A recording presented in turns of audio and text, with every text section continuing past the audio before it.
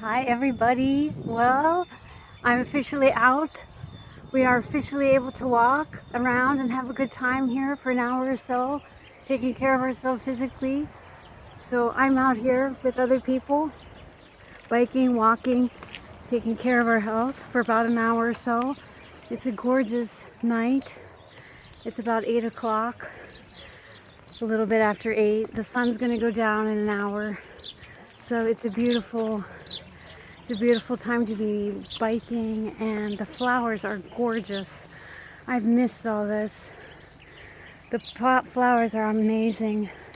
It's just like when I did the Camino in 2013 and I could see all the poppies.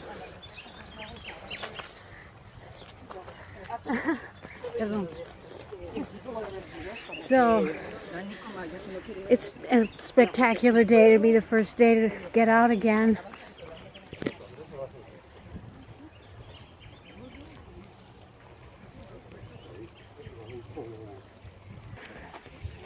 So I want to wish everybody a happy, healthy May Day, and hang in there. Things will get better. If you can see this incredible blue sky, it's just beautiful today. An amazing day to start getting out again. Okay, take care. Bye.